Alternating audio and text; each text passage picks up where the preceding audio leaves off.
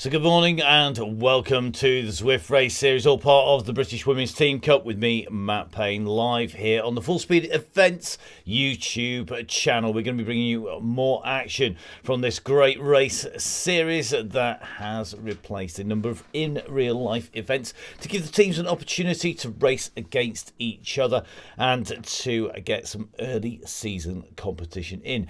Now, we are starting to see in-real-life events starting to happen out and in the real world, and of course that does mean that we get a variety of different riders in, but because we are now into race number 3 of 4, we are starting to see a little bit clearer picture about the top teams and who is going to be taking the overall titles. However, 3 out of 4 point scoring rounds will count, and that means that there is still going to be plenty left to play for as we come into the last round, given the makeup of the teams. Now, we're going to be working our way through those teams in a moment, but first of all, let's show you the series as is, and of course some of the real life that are all events that are all part of the British Women's Team Cup. So as our riders just lining up with that, what looks to be about 13 minutes or so to go, let's show you what we have in store. Now, we've kicked off the race series with the out and back on the 21st of March. Then in the 11th of April, we were in Surrey Hills for a great race, really quite a hilly race, and very interesting to watch the difference in riders that were in there and taking part and figuring right at the front of the racing.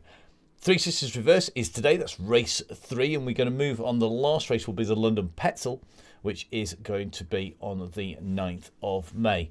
Now, we are going to be heading off to the in real life as well. We've got the road race series itself coming up, and remember that kicks off with the Banbury Star.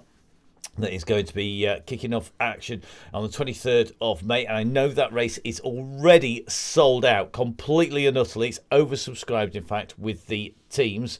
At the moment, there are still spaces on the second race. That's Monday, the 31st of May. And that has spaces left in it at the moment. So if you're watching this as a team manager thinking, I might just finesse my team a little bit, you haven't got much time, because it will sell out and there will be no spaces left. So guys, get your entries in quick, and if you're in the area, don't forget, of course, these riders will be out and racing Banbury, then into Loughborough for the Josie Gilbert Memorial Crit, then into Oakley, Berkhamsted, the Bovington Bomber, Duncan Murray Wines, and then finishing up the series on the 4th of September with the Darley Moor Team Time Trial. And with a bit of luck, I might even be around to actually go watch the teams in action. That would be great to see.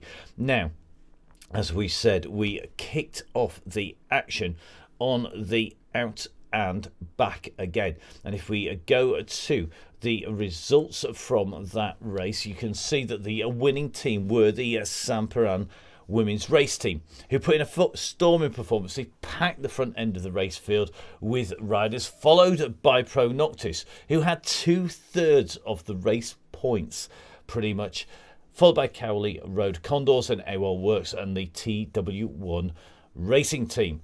But as we said, those results changed, because as we moved into event 2, we saw TW1 Racing not only taking the team win, but taking the individual win in the shape of Gail Robinson, who time trialled to victory away on hills that she knows incredibly well. And much closer race with Pro Noctis closing the gap down, only 3 points behind the leading team, but noticeably they were in front of the Samparan team, so they closed the gap down, not by much, but enough to start to make a little bit of a difference. And that means that when you look at the overall team standings at the moment, it is still the Samparan Women's Race Team who are in the lead, and they have just over 100 points gap between them and the Pro Noctis Red Chili Heidi Kjartsen team. But TW1 Racing storming up the rankings into 3rd position. Within 4th place, Team London Brother UK, Cowley Road Condors in 5th place, and Will Houghton Race Team in 6th. AWOL Works in 7th, Bianchi Dama in 8th, and the 1904 Race Team in 9th, with Brother UK, the cycle team, on form in 10th. RFDA, the Race Scene Female Development Academy, are in 11th position. Now, taking you through all of the action with me here today is going to be Emma. Emma is, of course, the yellow beacon, the ride leader of the famous or infamous Donny Chain Gang in the virtual world that has been running. The Women's Wednesdays have been packed out with riders all the way through the winter, and of course a proficient racer online as well, racing for the AEO race team. And in fact, I think some of Emma's teammates are racing here today. So let's jump in with Emma. So good morning, Emma. Morning, Matt. Great to be back again. So morning, Emma. Good to have you here. Thank you. It's good to be back. It's nice to be back on the Zwift racing again, and again this time behind the mic. But you've been racing actually on the Zwift, haven't you? How's that been going? Yeah, we've been on the Tuesday evening WTRL. It's been going well. I had a good ride this week. Probably my best results. So I'm quite a happy chap. Excellent, that's what we want to see. And I think you were in New York for a mountain top finish, so a bit or a hilltop or skyscraper top finish is probably more accurate in the New York racing. But today we've got a lot of hills, and we'll come to those in a moment.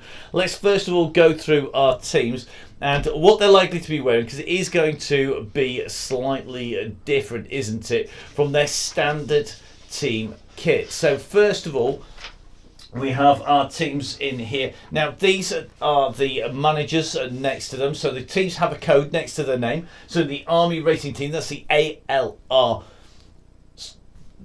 moniker. That's just on the side of the riders in theory, if it all goes to plan. That's the Army Race Team. There's an A and a B team. They are going to be DS or Director Sporty, the manager, which is Jessica Wood, and their kit is the basic 5. It's a red and black kit, as you can see. Now, AWOL Works are with us as well. Cowley Road Condors, Pro Noctis, Red Chili Bikes, Heidi Kjartan, and the Team LDN Brother UK team. Now, in the second raft of teams, we have Racing Female Development Academy in the squad as well, and the Team London Brother UK team just at the top. We also have the 1904 race team and the TW1 racing team, the winners last time there in that CIS red white kit with Lisa West, their DS. Now, Emma, in those teams there are some notable absences, aren't there?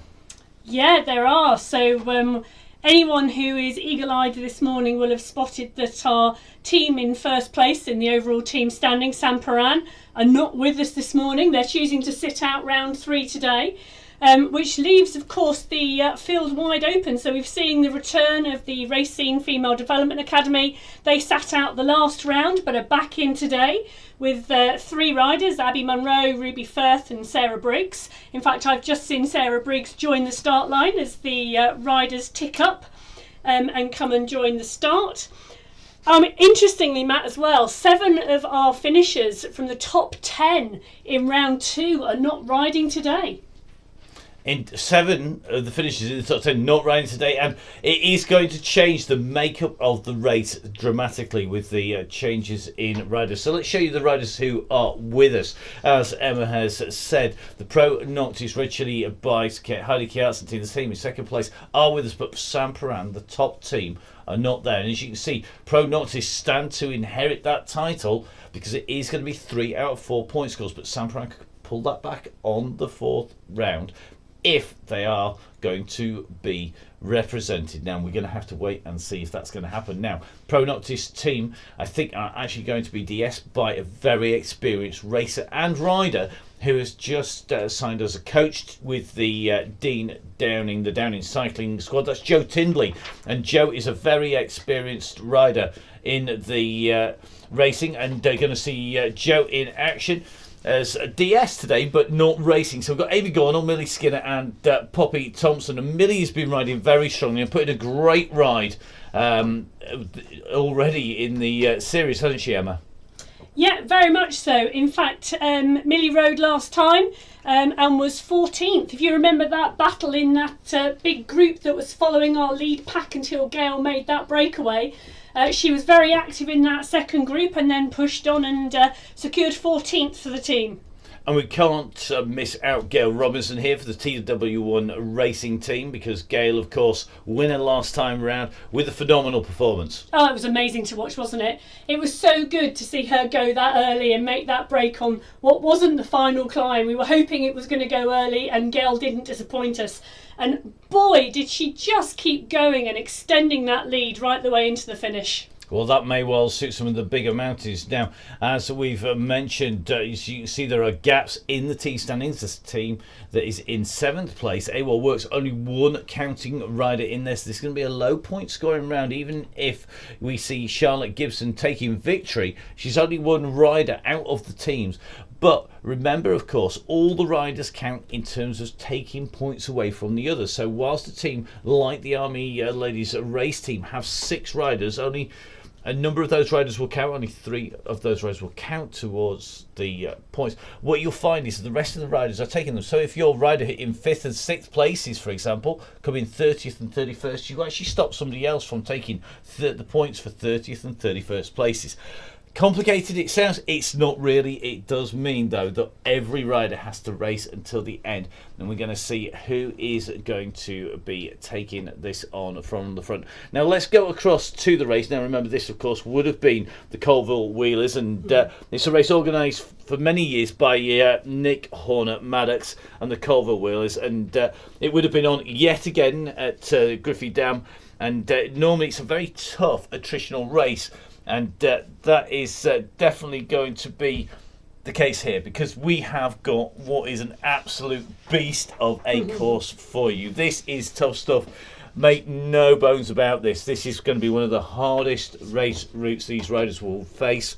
This is because of the hills in here. We start off at the very top of the course. You'll see there's an orange dot. We run down around towards the volcano. This is the spiral dark red section to the top left hand side of the map.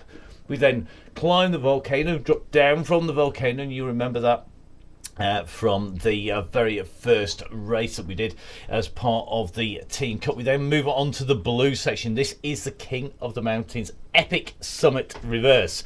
Now this goes all the way up to the ski station at the top, spins around the top, and then drops back down before it finishes. We then drop off the side of the mountain. This is an incredibly fast, long descent, and you can see the distances here are huge. So the King of the Mountains, the Epic KOM, is 9k long. It's a long way up that climb, and anybody who's ridden up it will tell you it's a long way. Big descent off the other side, and then just to finish off the riders, we have the Standard Zwift KOM, which is a relatively short one at about 2k on the end, but it is pretty grim. Now, what does that look like when we translate that into our profile? Well, if you follow the course, and we have had to spin this just slightly with the wonders of Velo Viewer, this is the composited map in a 3D version. Now this is the same scale as all of the previous maps. As we show you the map, remember we've got just over a minute to go here, so we're not going to dwell on this one too long, other than to say if it's red it's going to hurt. That's really simple, because what we'll do, we'll flatten this out and let's give you something that's a little bit easier to understand. This is it in a linear fashion. So our riders will join on the left hand side. 3 major climbs: Volcano KOM, Epic KOM, and the Zwift KOM. And we will be bringing you this during the course of the race today, so you can understand exactly what the riders are facing. But if you look at the keynote numbers here, Ember, the big one is the Epic KOM with that big red section, 16.1% maximum. It's a really steep kicker at the end, at the top of that, isn't it? But then, boy, look at that opportunity to catch your breath on the super tuck on the way back down. Definitely. Now our riders are lined up and ready to go here on what would have been the Colville race, and now race number 3 on the British Women's Team Cup, with myself, Matt Payne, Emma joining me here in the studio again, and great to have Emma for all of the commentary. Now our riders are lined up, and it's not going to be long before they go. Here we go. The riders already setting off and heading out on to the course. Now, Emma, the start on a Zwift race is absolutely critical, isn't it? This is where you want to be right up at the front of the race, and we should be seeing some big numbers from these riders as they head out. It is the start on the Zwift race, you've got to be really careful you don't push too hard too early before the barrier goes down and burn your matches before the start. But you've got to time that rev up to get out of that gate and push forward, because that front group will really motor to form and separate itself from the rest of the riders. You'll see, okay, they're sort of settling down a little bit now, but the 6s and the 7s at the watts per kilo as they went out of that banner were really noticeable against those riders. And just riding in with Poppy Thompson at the moment for the Pro Noctis Red Chili Hadikatsen team. But looks to me like TW1 already up on the front now and aiming on pushing onwards here. And this is Gabby Nordin, who is riding in, she's a Swedish rider, in fact, I think riding back in the UK. But looks to me like everybody already very quickly on to the heels here as we go on to the climb. This is the first climb out from the start, not a major climb, but still one big enough to test our riders, isn't it, Emma? It is, but you can see we've got a discrete group of riders today. We've got 37 riders taking the start line today, and actually that's helping them, I think, this morning in terms of creating that pack and moving forward. And it would just give you some quick explanations, things to watch out for.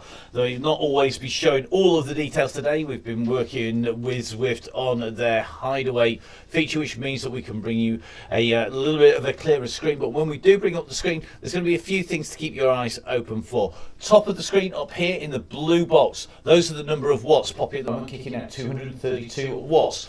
Currently with a rev of 83 revs per minute. You can see a little bit further over in the white box in the centre, 47 kilometres an hour, 1.5 kilometres covered, and currently 12 metres of ascent travelled. 2 minutes and 17, 18, 19 seconds as it ticks on. Top right hand corner is the map. Now the map is critical. Now we will be moving this map around.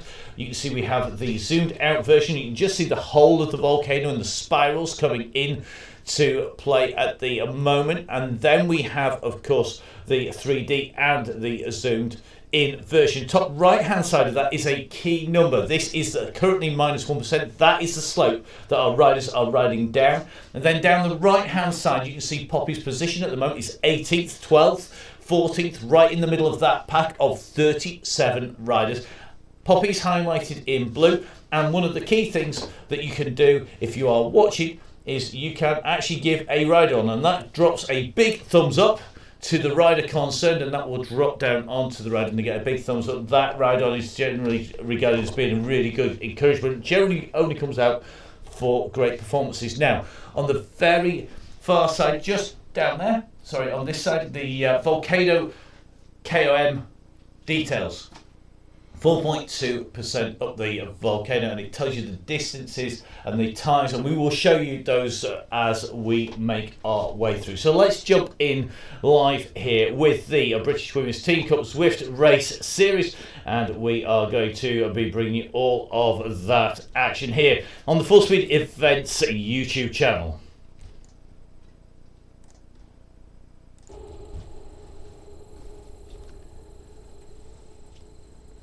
So welcome to the coverage of the British Women's Team Cup Zwift Race Series number 3. Just watching Poppy Thompson. We're going to jump in with Gail Robinson now. Gail is the winner of the previous round here, kicking out big watts here, 290 watts as this team really do start to ramp it up, and we're going on to the first climb of the day here. And this is going to be really critical for our riders, because this is going to be the start of the volcano climb. They just go past that red beacon at the side there, and this is where we expect those numbers to come up on the right hand side into some big numbers, aren't we, Emma? It's going to get really busy now. It is, and it's going to be really interesting to see the strategy these riders use, to see whether they are going to utilise this volcano climb to actually make some selections before they travel along and then make it towards the epic KOM, or whether they're just going to ride up this mat and just use it as a bit of a race warm-up, see how other people are feeling. Well, it is early days and we're starting to see one or two riders disappearing off the back of the race here. But it looks like that's Sarah Briggs on the front of the race at the moment.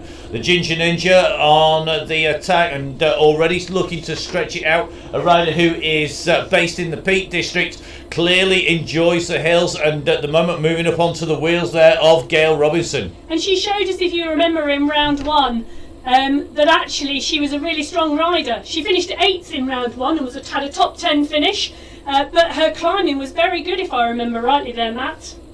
Yep, definitely, and we are starting to see gaps starting to open between the riders. If we go up in the air here with our helicopter, you can just see the gaps opening between the leading group and the riders behind. In fact, 2 or 3 riders just starting to be distanced behind that main pack. And if we jump in with the riders, we're going to work our way from back to front at the moment. Let's have a look. How hard are we getting some more work here? So this is going to be Henry, who is currently on the slopes, kicking out 3.4 watts per kilo, currently nearly a minute down on the leaders. Then Swan chasing 2 riders in the front, and Swan at the moment with the T19 designation, just trying to make the way up and hold on to the riders in front. The team, though, the 1904 race team, need to finish all of their riders today to score points today. In front is going to be Hayes and Smith, and this duo working well together. But you can see in the background, Smith at the moment 195 watts, 185 beats per minute. That's a pretty big heart rate, isn't it, Emma? It is, and actually being 2 together is useful on here because the draft is quite useful on this climb.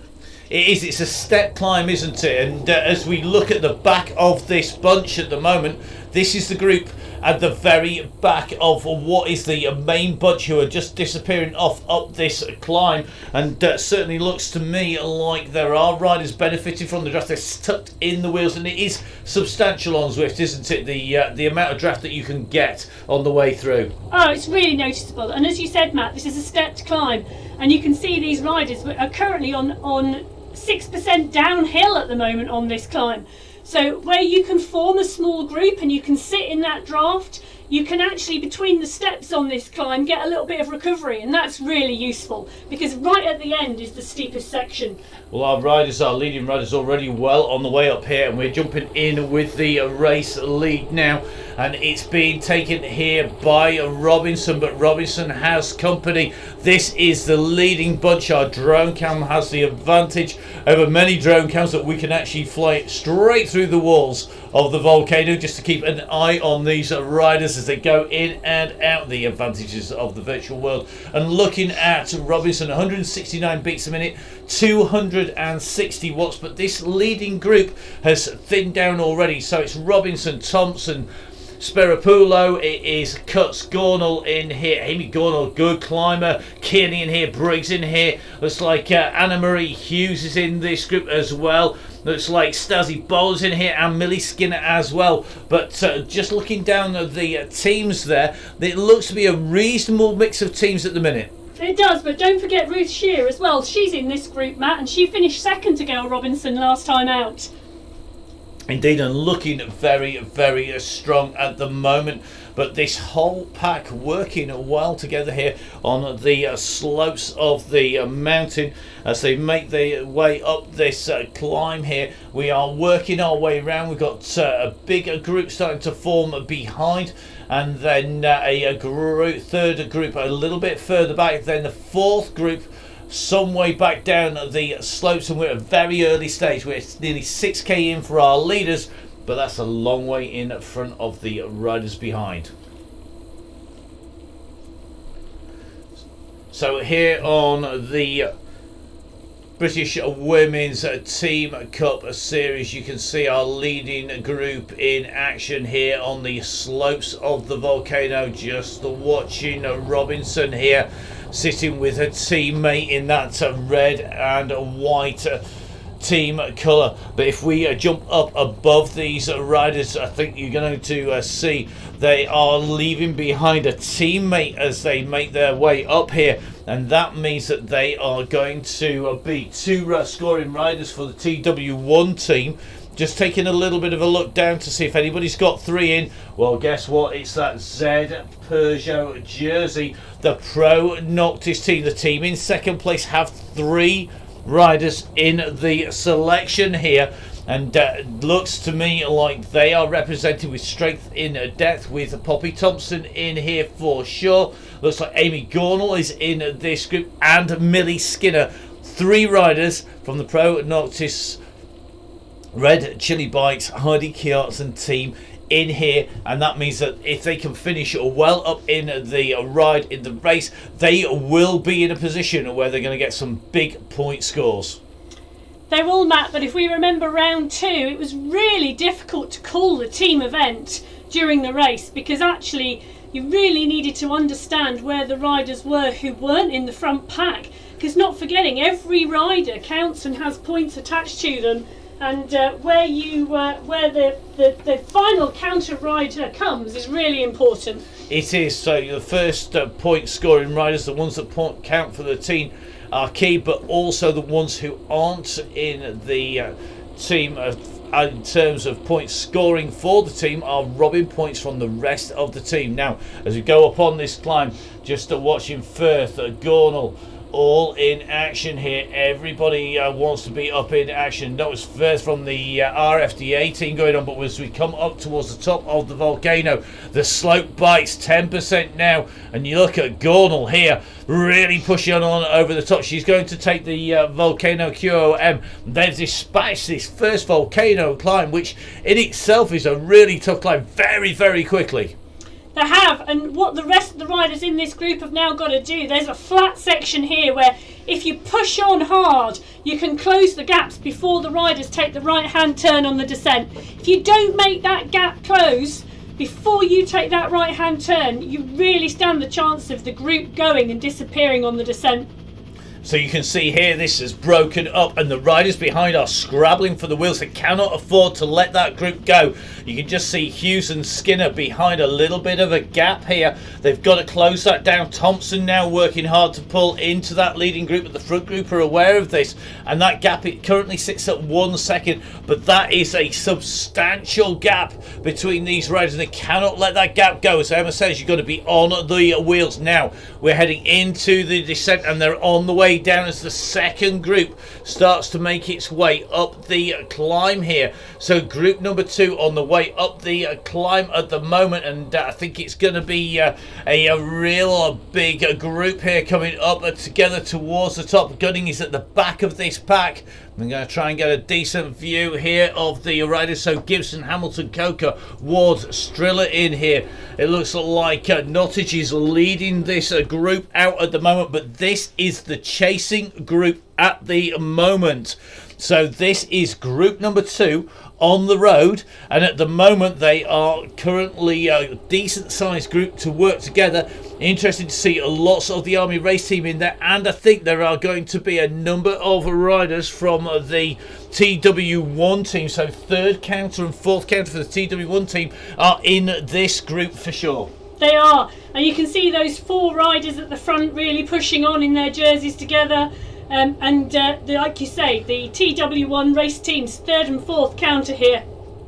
So this is a group number 2 on the road at the moment, and then now on that descent behind we can see Swan and Co on the way up the climb, but the gap has opened up to this. This is the leading group on the way down.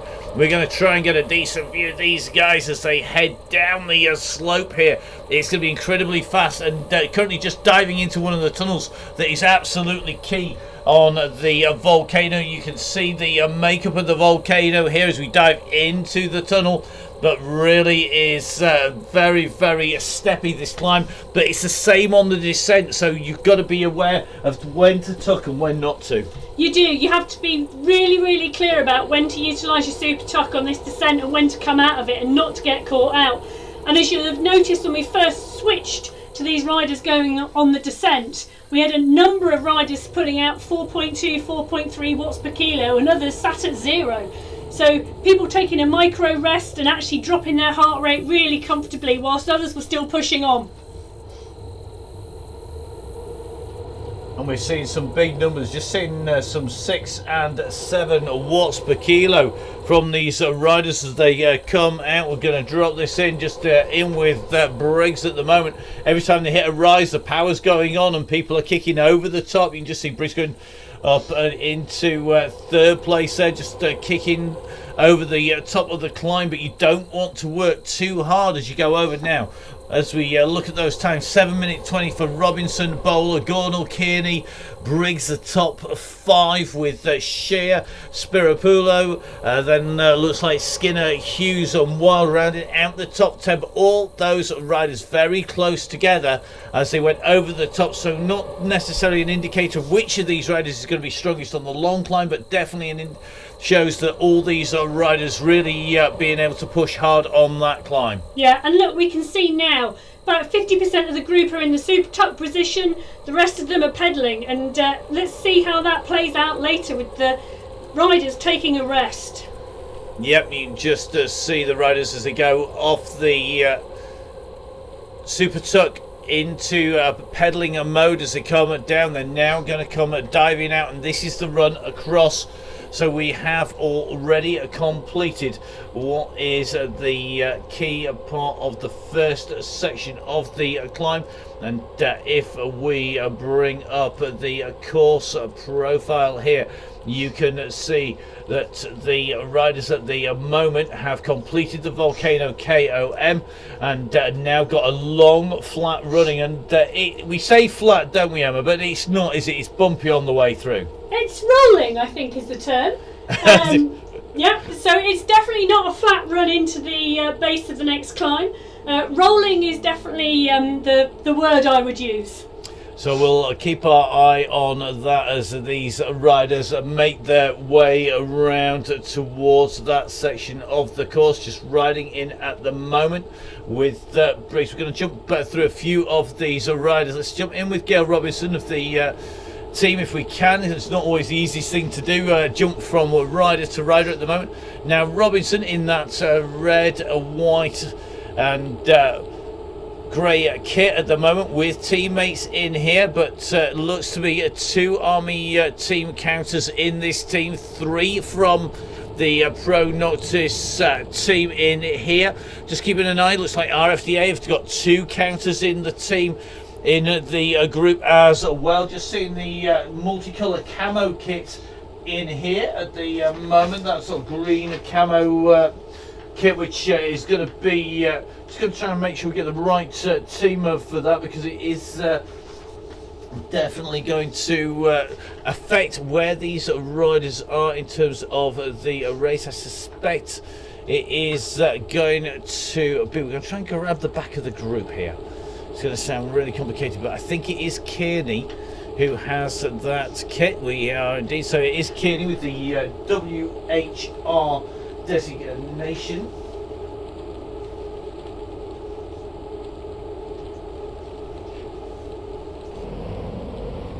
So it's going to be the Will Houghton Race Team rider Kearney. Now they only have 2 riders in this team. So Kearney, 2 riders in the team, and both riders in this leading group. So they're going to score well here for those 2 riders, but they're only 2 point scorers. And in terms of that team competition, it's going to be the best 3 team scores that will count towards the overall, and that is going to be critical for these riders. So this is our leading group at the moment. We'll get you some time checks as we head out round the course at the moment, and looks to me on this climb like there's 1 or 2 riders just starting to feel the pace here up with this leading group, just starting to be distance. Got to be very careful here that they don't let those gaps go. And at the moment it looks to me like Ruby Firth is in that danger zone for the Race Scene Female Development Academy, and it is starting to drift. You can just see that at the moment first sitting on the wheels of a Rosie Wild racing for the Army Race Team. So Rosie Wild for the Army Race Team is currently leading them out as they come in and through. We're going to head round now across out from the Italian Village around the side of the waterfalls. We head out towards the epic KOM. Yeah, and let's not forget, Ruby Firth is one of our junior riders in this race. There's only a handful of them, so Abby Monroe, Ruby Firth, 2 junior riders, and that Racing Female Development Academy is a young rider development squad with under 23 and junior riders. So they're doing great in this group here with the mix of the riders who have had a much longer career. Definitely, and just seeing Norden and Robinson again on the front of this group, really pushing on here, and the riders doing a great job of stretching it out, and you can just see here the numbers as we pull up the screen for you here. Norden at the moment just kicking up over 5 as they came over the crest of that climb.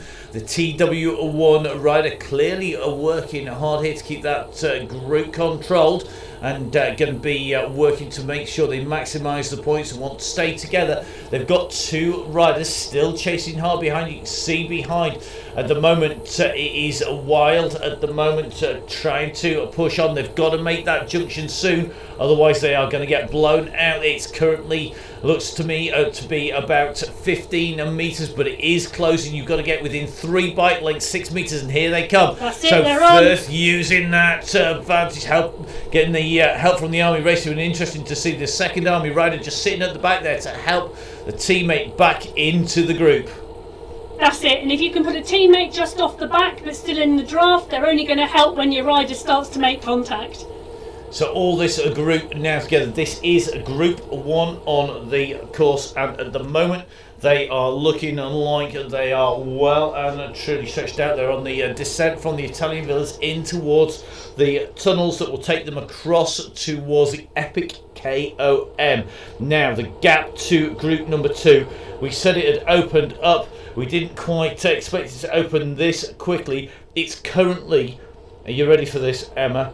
I think it's 2 minutes and 40 seconds to the nearest rider. We're going to jump across in with group number 2 on the road.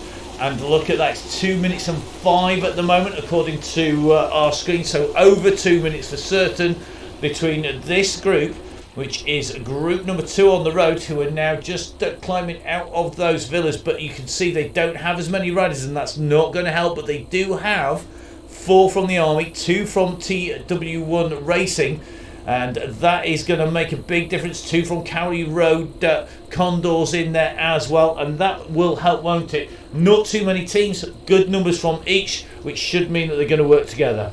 That's it, and there's a reason for these riders to push on and keep going, but it's really interesting, isn't it, Matt?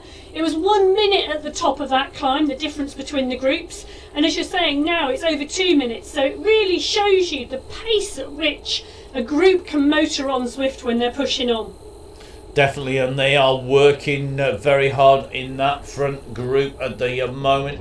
You can just see as they come down over the boardwalk, it is going to be a really compact group, but they're soon going to be heading off in towards the Epic KOM, and they're basically going to take the right hand turn and head off and over to get themselves up on to what is the toughest climb of the day and contains the steepest gradients as well, as we head out here towards the climb up. You can see the mountain in front.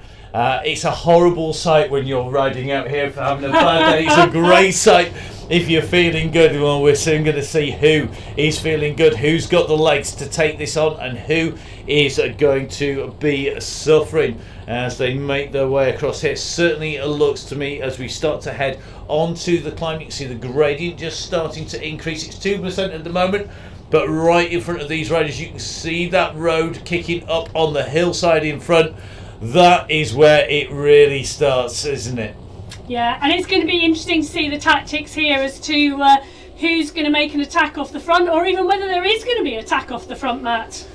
Well, it's going to be it's still a long way, isn't it, from the top of the climb, and there is still quite a lot of distance to be covered near the bottom sections, the flatter sections, where having a group will make a difference, and that is a key as we come on to this. We're now at 8%, and this is where we're going to see any weaknesses when it gets onto the steeper slopes as we make our way up here. Remember, the very top of this climb, 16.1%. I know, and it's right at the end as well, the final section to the top of the climb. But as you mentioned, Matt, there's still 20k to go in this race once the top of the climb is reached. And that means that getting advantage of the drafting will make a huge difference. The replication on Zwift of that draft effect, it really does make a huge difference to the riders. Now, Robinson looks like she's settling in to a bit of a pace here up on the front. She's just starting to open up the gap on the riders behind. And just going to take a look side view here, just seeing the gaps open. Bowler from the Cowley Road Condors, I think, just deciding to let it go. Now, can Robinson solo to 2 victories in a row? It's a long way to go, and a brave move here by Robinson. Lisa West, the team manager, must be feeling confident here. But as she goes around that 15% corner, the inside of that corner is incredibly steep. It's looking to me like a Robinson leading this out nice and comfortably. Sheer behind closes that gap down quite comfortably, I think. And Gornall again working hard for the Pro Noctis race team in 3rd position, getting that gap brought down pretty quickly. Yeah, Robinson showed us last time, Matt, that she can sit very comfortably for a good 20-minute time trial effort at a really comfortable pace. And do you know what? Maybe actually it's easier for her just to get into her own rhythm and tap it out.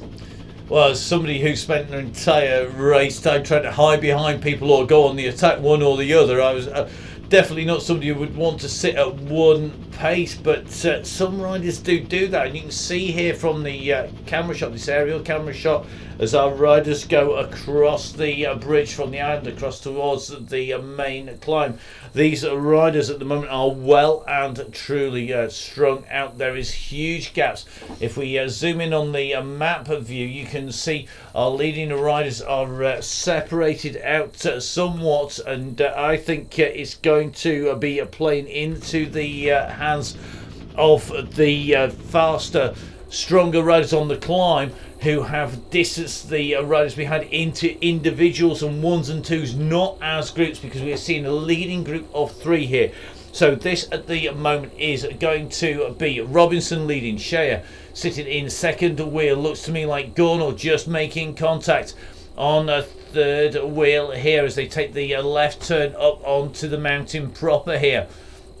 3 riders now clear. Chase behind, 7 seconds. This is 4th place at the moment for Sarah Briggs. So Briggs and Bowler at the moment in what is 4th and 5th position. 8 seconds down on our 3 leaders. 5 seconds back is Spiropoulo, who can see the riders in front. You can see them coming up on the climb. Spiropoulo here, 190 beats per minute. I think if my heart rate goes that high, I'd nearly explode. But Spiropoulo, 191, 192. I'm not surprised it's an 11%.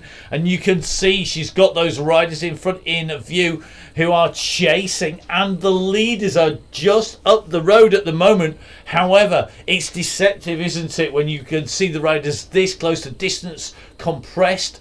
The time gaps stay the same, but the distance, the physical distance on the road is compressed down. But look at this, Spiropoulo is closing in on that fight for 4th and 5th place as the 3 leaders start to fracture up on the front, as Robinson yet again puts the pressure on. So Spiropoulo making contact here. Now, does she need to sit in, or is she? Would you push on if you were Spiropoulo at the pace you're comfortable with? That's a good question, isn't it? I mean, if she's comfortable at that pace, I'd keep the rhythm going. But she looks like she's sat down and she's sat into that group, and actually, it looks like Briggs and Bowler have picked their pace up, to be honest. But it's interesting, isn't it? Further up the road, that front group have split. Indeed they have, and this is now Robinson making her way in towards 350 watts, 181 beats per minute, and Robinson jumping into a time trial mode. But this, as you can see, is not a perfectly flat climb, because as you can see now, we have a 6% downhill. It's a horrible, nasty dip, because you climbed and worked to get all of that height, only to find you've got to then pick all the height back as you finish off that dip. Now, Shea behind, and Gornall on this descent, and Gornall working to close that gap down. She's going to see Shea and Robinson 5 and 14 seconds in front here. So Amy Gornall needs to push on here to get onto the wheels of Shea and Robinson. Remember, the TW1 team are currently in 3rd position. They're currently sitting at about, I think it's about 85 points from memory, behind the Pro Noctis Red Chili Heidi Kjartsen team. And Robinson is going out to take maximum points here at the moment. She's already got a gap of 13 seconds to the 2nd place, 19 seconds to Gornall at the moment. Yeah, and as you'll notice on the profile on the right-hand top corner of the screen, there are more sections on this climb where descents come into play. Again, about another 1/3 of the way up this climb, we face another descent, and it'll be interesting to see where we are there. But, it's deceptive as a rider, isn't it? Because you come onto these steep sections and you think the riders aren't that far in front. But when you look at the percentage of the incline, that's what's foreshortening the distances. So let's have a run back and see what those gaps are at the moment. So this is Robinson at the moment leading in position number 1. Shea in 2 at the moment, and looks like that's a 20-second gap. 9 seconds behind Shea. You can see Shea in front is Gornall. Then it's going to be a Briggs. Briggs has company though, because she has 2 riders around. A Spiro Pulo, who's in the green and blue camo kit, and also the rider in that maroon plum kit. That's the CRC, the Condor Road. Sorry, the Cowley Road Condors rider. That is Bowler. Then behind, it's going to be the 2nd of the TW1 riders.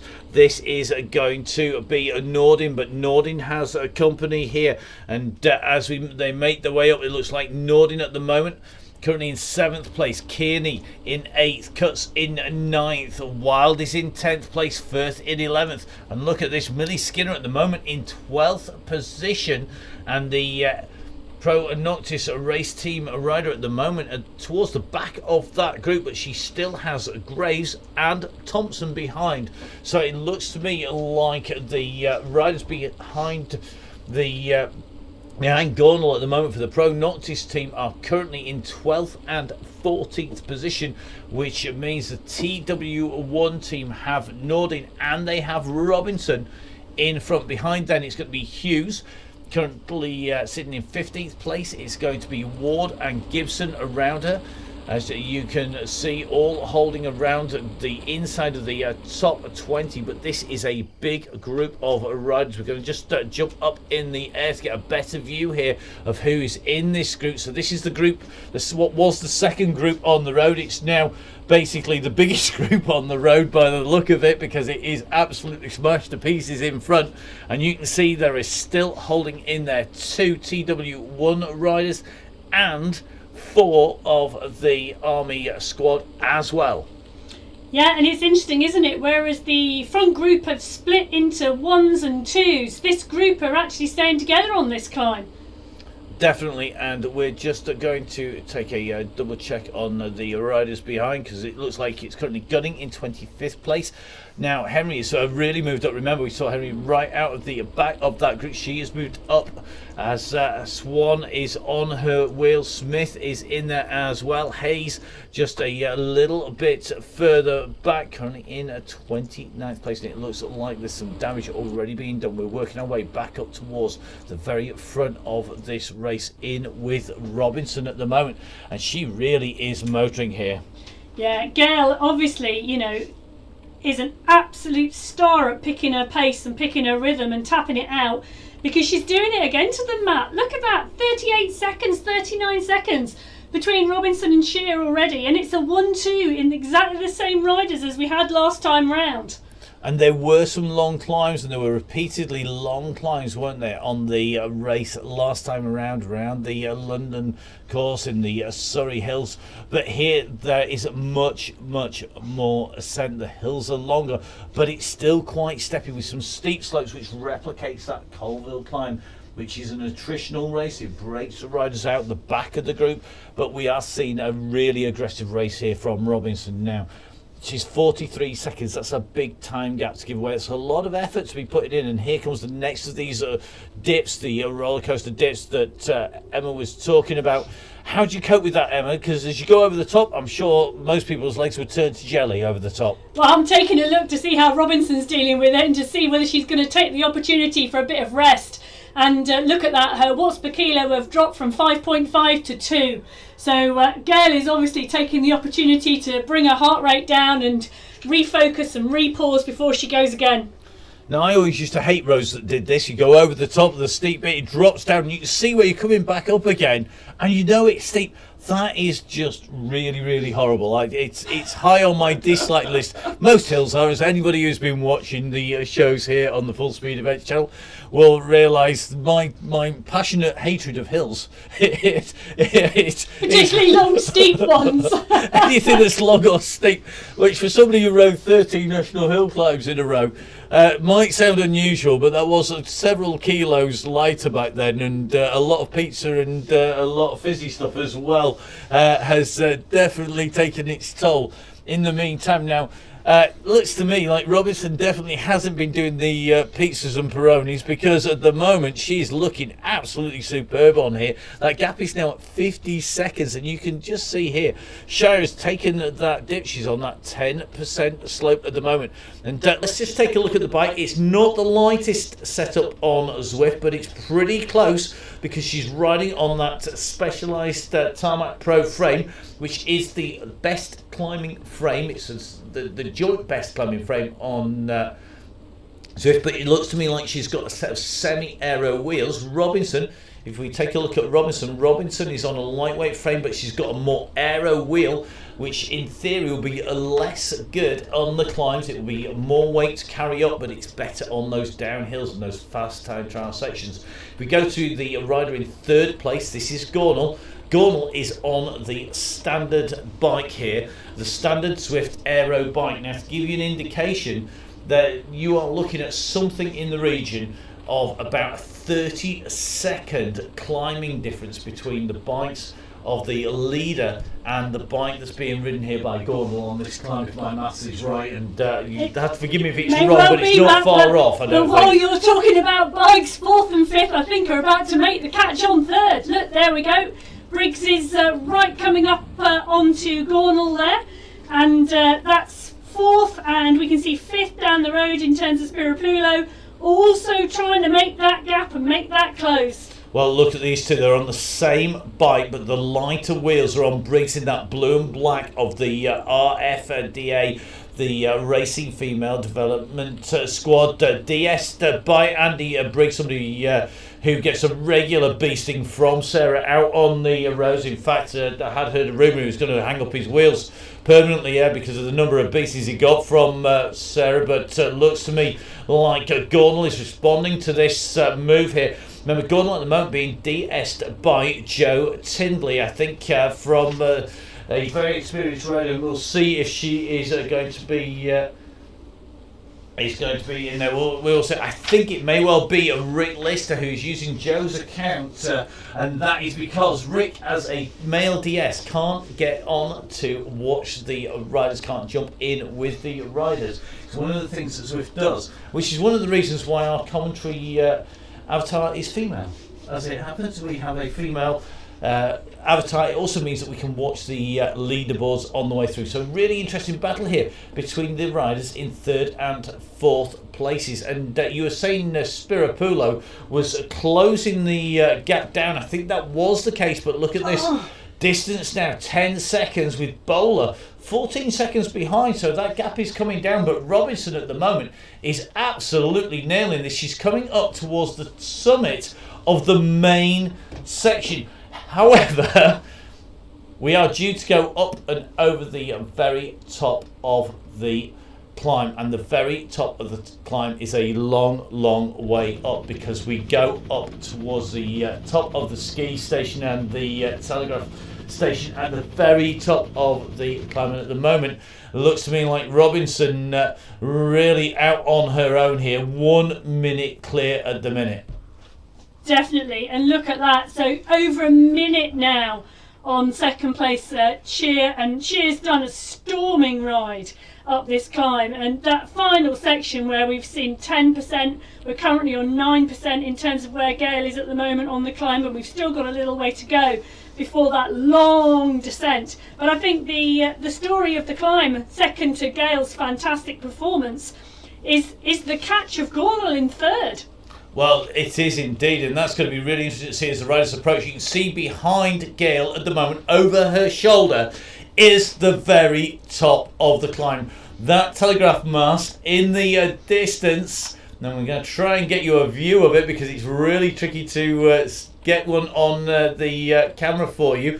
If we drop the display out, you can just see that's where our riders head. You can just see the track going up behind them. We are due to take the right hand turn up over the top if all goes to plan, and do say that not likely at all, because we're hoping our rider, indeed they do, takes that turn now. Here comes the worst section, or the best section, depending on whether you like going uphill. Watch the top right hand side of your screen, watch the numbers, and watch where they end up, because this is absolute torture. We're at 13% at the moment, Matt, and let's be realistic. If that was 13% on pure ice that Gail is currently looking like she's riding on, she wouldn't be moving that quickly. She maybe would. She'd be going that quickly backwards, I think, down that slope. You need a toboggan or ice skates. It's 13% at the moment. The maximum gradient on here is actually 16.1, if I remember rightly, and it is the red section that you've seen on the graphic at the top. So if we just pull that out for you at the moment, you can just see we're on that red section at the top of your screen, and that is the pull up to the top of the climb. But that is really harsh. You can see at the moment 13% kicker on here, and at the moment Gail looking very smooth on here. And if we drop into the heart rate, it's 164, 165, so she's staying steady there,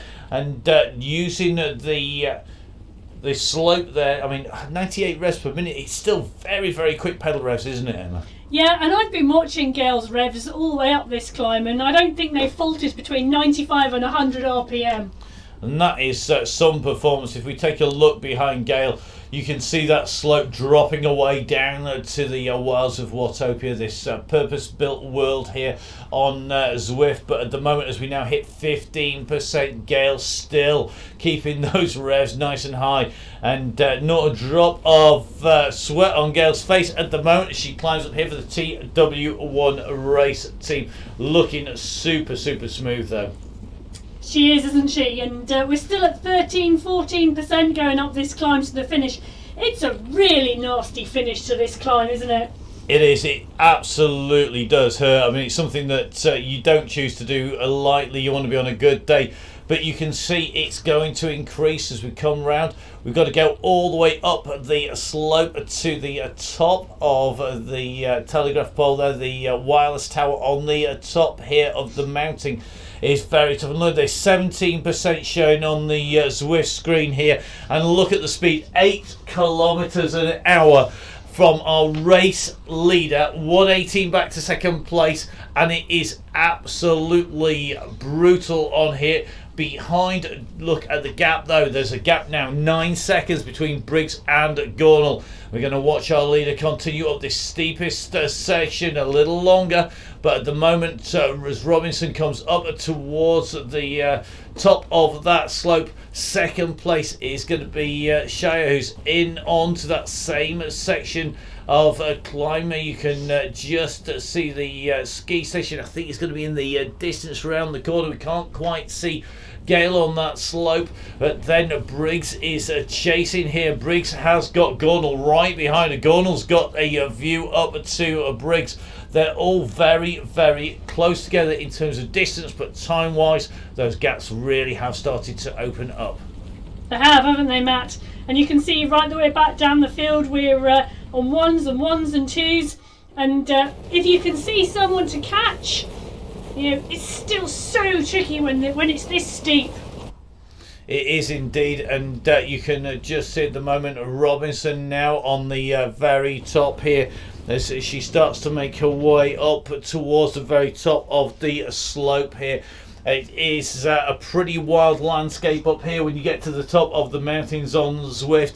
At the moment, Robinson, you can see those revs are nice and smooth, keeping it ticking along. She's soon going to be able to see the very top and look at that tower. You can see how steep this feels as you go up the slope. The very top of the Zwift Tower is it's a great view from the top, and if you can see anything through the oxygen debt at the top, the views are stupendous, but I don't think Gail's going to have time for that. She's going to need to quickly push on, because I don't think this is a gap I would want to relinquish in a hurry. No, and it's going to be really interesting. There's still, as I said earlier, over 20k to go left in this race once Gail gets to the top of that climb. And with the field in all these ones and twos, it's going to be interesting to see whether it stays in ones or twos, Matt, or whether small groups start to form. And we know what happens between groups and individual riders on the road in Zwift. You know, that draft and how a pack will move versus how an individual rider will move would make this last 20k really interesting.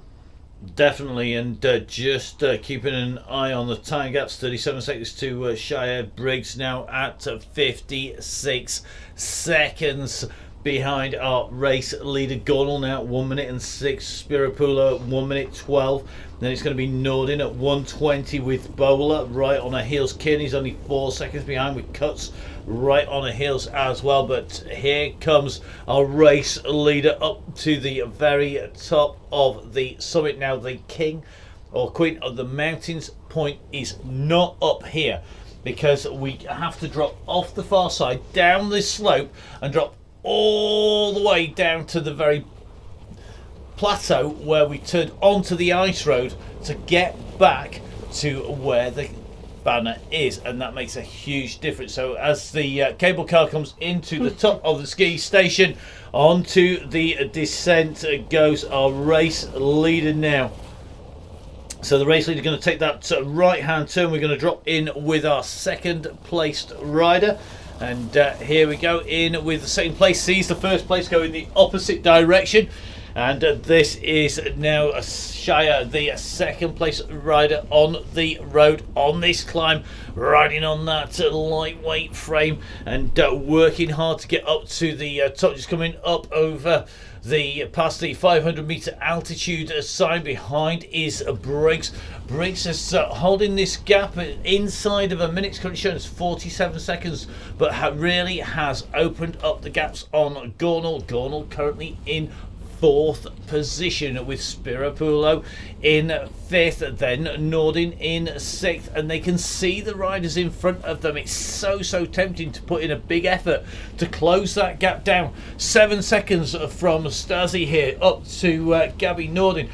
7 seconds is actually a massive effort, and if you put in the effort to close that gap, you can blow yourself right into the red zone, and then it takes a long time to recover, and that effort to get onto the heels of the rider is actually enough to then reopen up a gap behind. But you can see these riders are all very close together on the road, but as they go over the top, these gaps will start to open now. They have. It's going over the top. Look at that gap now between first and second place. You know, Gail has dropped off the other side of the mountain and taken a bit of a pause and a breath, and is now pushing on again. We're just watching Briggs here chasing Shire. Shire already on her way down here Briggs is on her way up the slope. Then it's going to be Gornal, and Gornal's going to see Shire on a descent here. So Shire comes screaming into that super straight tuck. into the super tuck. I'm not surprised as Gornal comes down. That's going to be so disheartening. But behind Gornal, I think we are going to see the chase really is on behind here, because look at the difference here. Gornal here at 4.3 watts per kilo, 65 revs a minute. Compare that to the revs that we saw coming from race leader, nearly 9,900 revs at a time.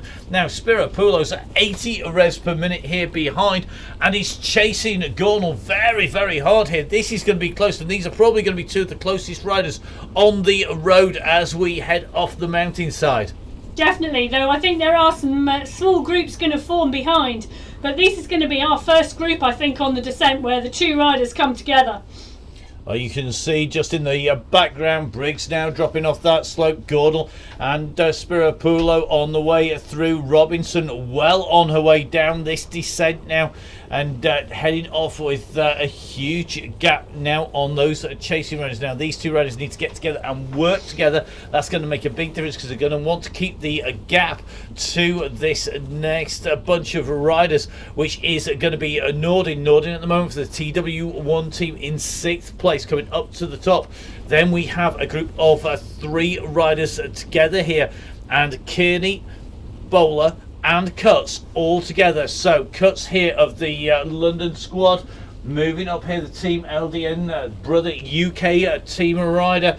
Cuts in here and going over the top of Stelsey Bowler at the moment, and quickly up onto the front and pushing on over the top there. Shows that she's still got plenty in reserve there. Yeah. You tend to find if you've got to be really strong, haven't you, to keep that effort going over the top, and that is the case. Look at this. It looks to me like Bowler at the moment is a rider who's left to chase onto the heels of the riders in front. Yeah, but I think these 3 have worked it out. If they start working together, I think Nordin's going to start coming back to them, and they've definitely got a chance to catch her on the descent. So behind then it is going to be Wild, who's now up on to the top of the slopes, and again Wild has company as we reach 516 meters altitude here.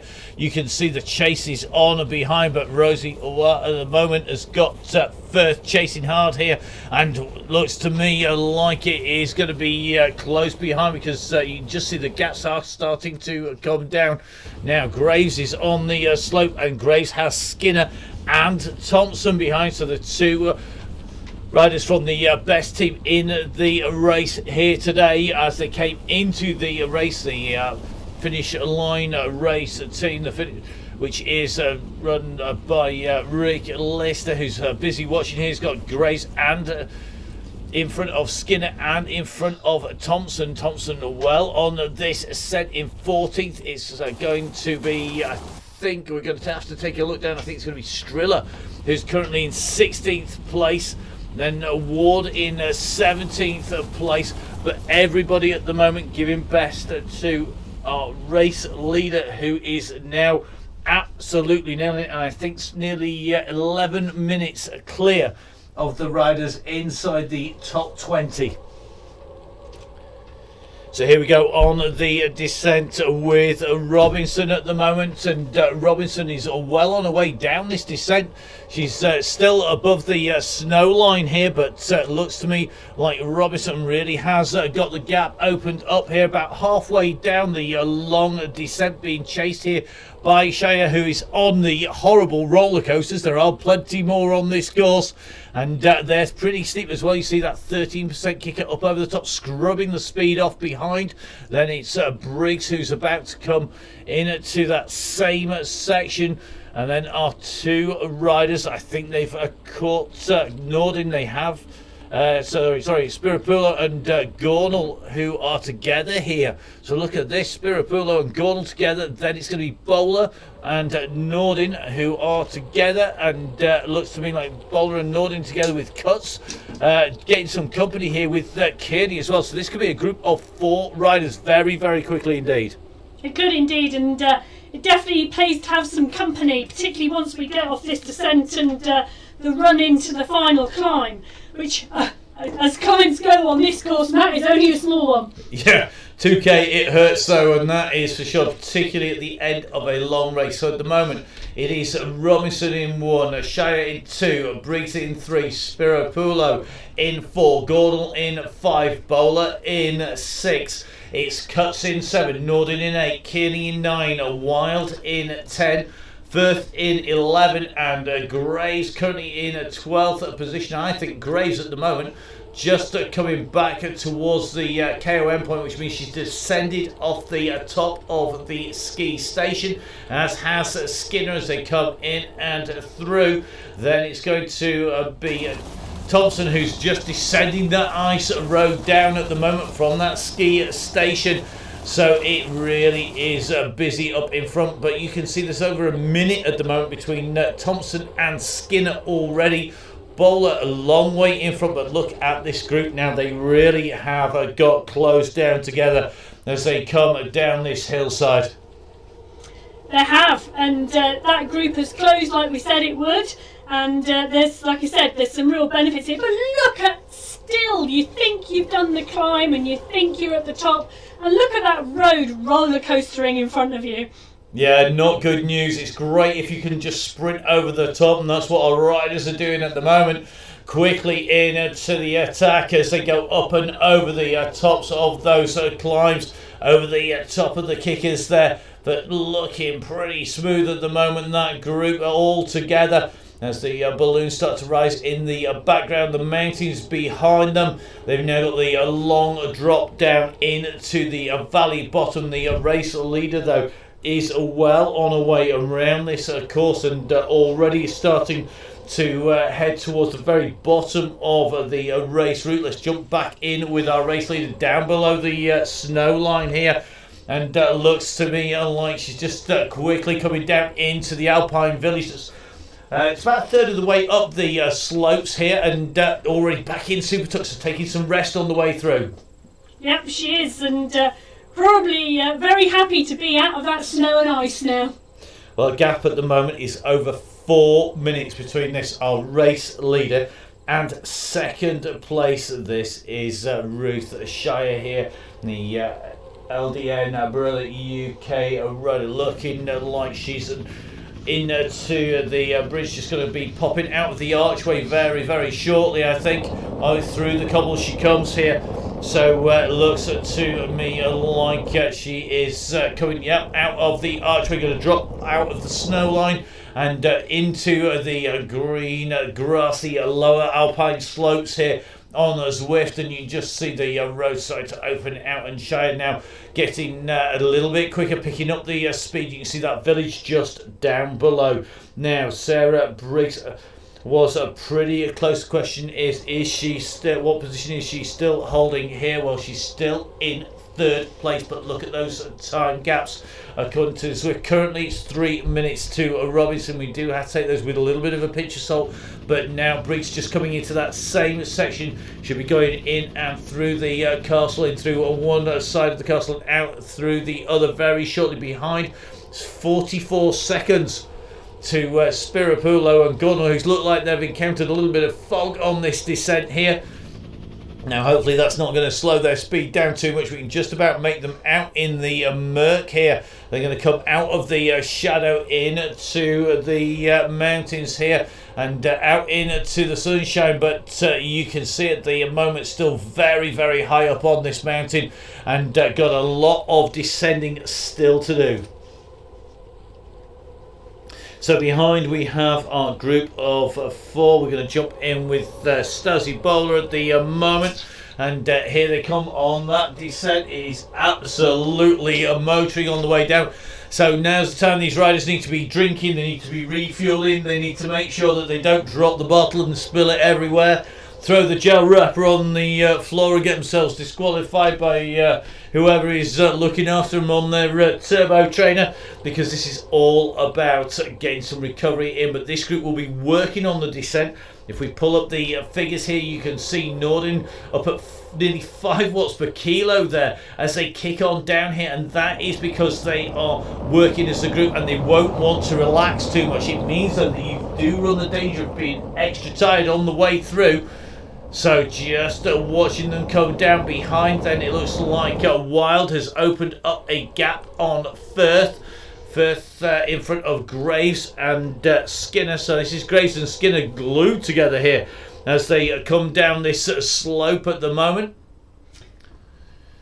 Thompson now 56 seconds behind. They're still sitting behind these riders. They come speeding down this slope at the moment. It looks to me like both these riders quickly into that super tuck position. So we're going to take a little bit of a run back up the road to Gail Robinson, and you can see how far Gail is in front here. She's down in the tunnels underneath the seat already. That is some riding now. She's got to keep this pressure up. She's in front of Shire and in front of Briggs. 2 minutes 14 to Shire and 3:22 to Briggs. But they are solo riders, and who would want to bet against Robinson in what is now effectively a time trial for the finish between these three? Yeah, I know, Matt, and she did it last time, but what's really interesting around the power of the group, Bowler, Norden, Kearney and Cutts, that group of four, do you know, I think they're going to, well, it's going to be really close. They're pulling back Spiropoulou and Gornall, you know. So we could see a big pack from 4th to 10th come into play. I think that could even be 3rd place, because although there is about 40 seconds between Briggs and Spiropoulou, when you've got Spiropoulou, Gornall, Norden, Cutts, Bowler in that group, you've got a group effectively of going to be 6 riders in that group. 6 versus 1. There's still the distance to pull this back. So if we drop back to those riders, we'll drop back from Robinson, who's now starting to make a way out along those tunnels. Shire still on the descent, on the steep section of the descent here. And as you can see, just coming down, she's heading into those tunnels fairly shortly. Still got a little way to go. Behind then, this is going to be Sarah Briggs. Now, Briggs is on the long bridge section here, and behind, somewhere in the distance around the curve behind her, is going to be the chase from the, first of all, 2 riders. This is Spiropoulou. Look, they're onto the bridge already. They've got Briggs not all that far in front. It's 40 seconds, but it's only 12 seconds back to the chasing group now. Where's that chasing group? Can they see the riders? Are they working together? That is the question here. Kearney's the one on the back, and Kearney not doing too much work at that point. And if I was her, I'd be sitting back off here, because she'll be wanting to leave Spiropoulou, who's up the road, her teammate. She doesn't need to do any work with a teammate just up the road. Yeah, but I think that, I think they're going to make it. It's really tricky, isn't it? The second you can see those riders in front, it gives you that extra motivation to push. I'm just going to take a look. This is the view that the riders have as they come down here. And at the moment, they can't quite see the duo in front of Gornall and Spiropoulou, but once we go on to the longer, flatter sections, that's not going to be the case. So if we ride in with these riders on this steep section of descent, you can see it's going to pick pace up now, 62 kilometers an hour as they drop down. You can just see in the distance the tower directly above them. That is the tower where they came off not all that long ago. And as these riders go diving down this descent, you can see that super tuck I was talking about, crouched low over the top chute to reduce the aerodynamic drag, to reduce the wind resistance, and they are absolutely flying at the moment. They are, aren't they? And about to come off this descent, and I think they're going to start to see that group ahead. Well, you can see just how fast they're moving down here, and they are quickly into the lower slopes. They're going to be diving down into the tunnels now. That gap to Gornall and Spiropoulou keeps on changing. Let's jump in with Gornall at the moment. So in with Amy Gornall. And as you can see, these are our 2 riders. Let's take a look back. There's the group in the distance behind. They're just coming in towards them. It's at 7 seconds now. So as they come over that rise, 7 seconds, they're dropping down now. They're going to be into the tunnels under the sea. And you can just see that group coming behind, can't you? You can. Just silhouetted behind. It's going to get close. 6 seconds between them. And have they got them in this? I say have. Look at that. If this group looks up in front, they're going to see them. And you can just see the riders there. They know that they're not all that far in front. It is going to be a group of 6 riders then chasing Sarah Briggs. Briggs knows that they're going to be coming. She's going to be getting the instructions from the DS being shouted out. She'll be able to see it on the maps in front. I think Shire is probably going to be out of reach for that chasing group. And Robinson 229 in front. Well, she's already back on the climb, back up to the Italian villas. This woman is a phenomenal rider, but she's currently 91 revs per minute on what is a tough section of the climb. Absolutely phenomenal, Emma. That's it, isn't it? And we've ticked over that hour mark at 1 hour and 4 of racing so far, Matt. And her cadence hasn't dropped or wavered. I tell you something, this woman, she's phenomenal on Zwift. She must be a great time trial rider. The pace and the consistency really does show. She's able to hold off Shire. She's able to hold off Briggs. And at the moment, that gap is not dropping much when you've got riders who are really in a battle here. Gonal and Spirapulo are still keeping 5 seconds between them and the riders behind here. They're working hard, but I think they're aware that group is coming and they're just taking a little bit of a breather before the group come, because look at Gonal's watts per kilo here, 3.63 for Spirapulo. They're coming around, they're going to be up onto this climb and it's going to kick up, but there's much higher watts from that group behind and they are closing that gap down. It's now 4 seconds. So here we go in with Kearney at the moment. This is the chasing group. And look at this. The gap is going to be made as they come out from the tunnels here. They're going to bridge across. It's only 3 seconds now to that duo as they go over the top of the crest. It's a slight dip onto the bridge here on Zwift, and the kick comes off the ramp.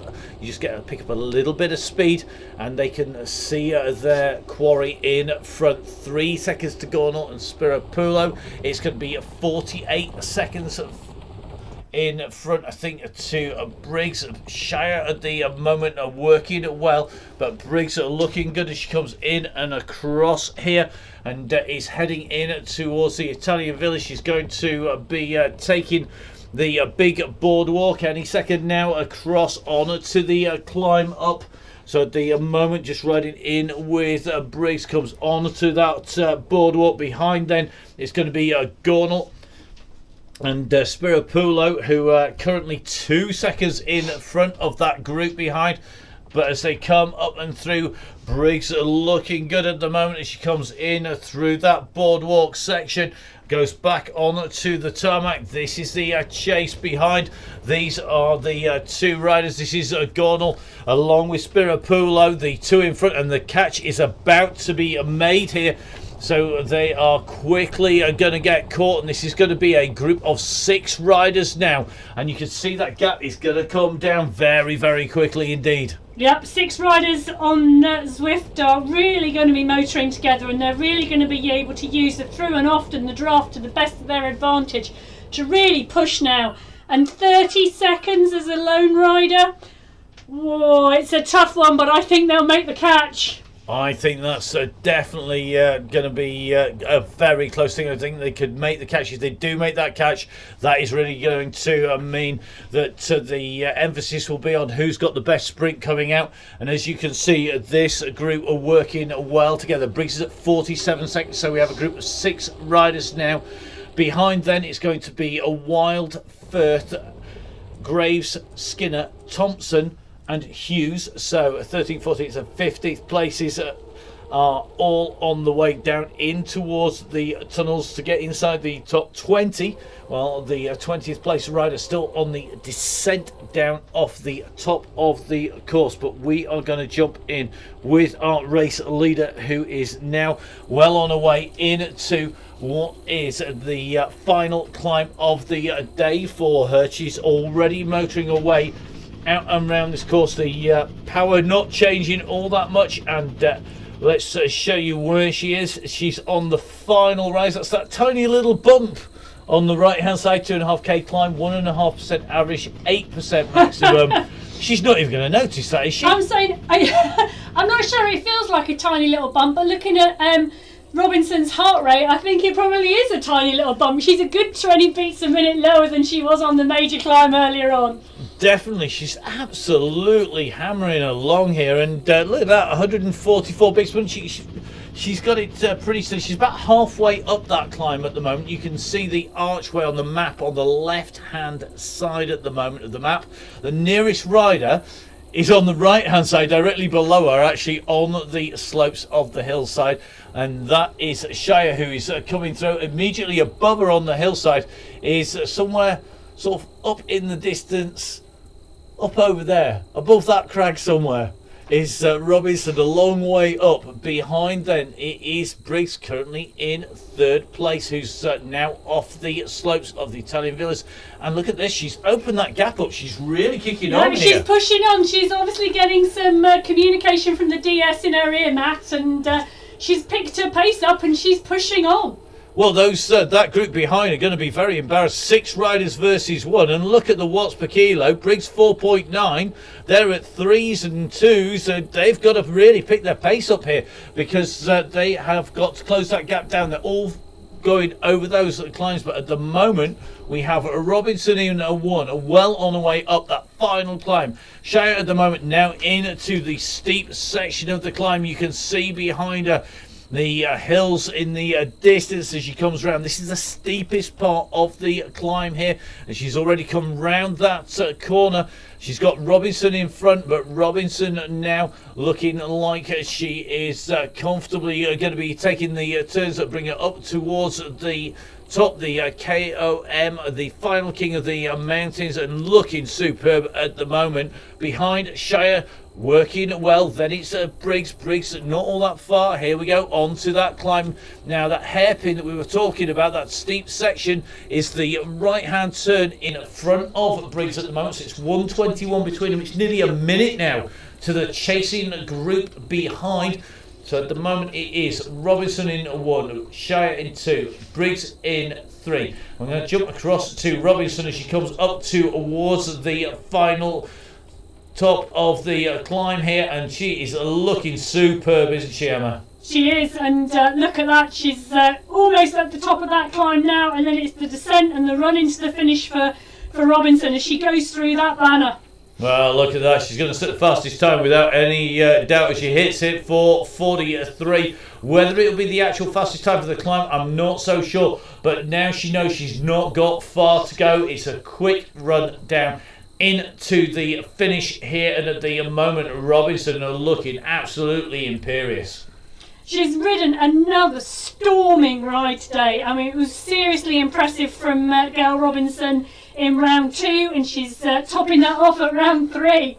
Well, quickly into this descent at the moment, and still keeping the pressure on the pedals as she drops down here. Just dropping in a bit like the High Life documentary from Robert Miller, our camera, trying to stay with Robinson, who could in theory freewheel into the finish from here. It is just about doable if you pick up enough speed. Robinson, I'm sure, is not going to bother with that. She can stop for an ice cream, to be honest, on the way down and pick one of those up on the way. It's absolutely proof she is an incredible rider here.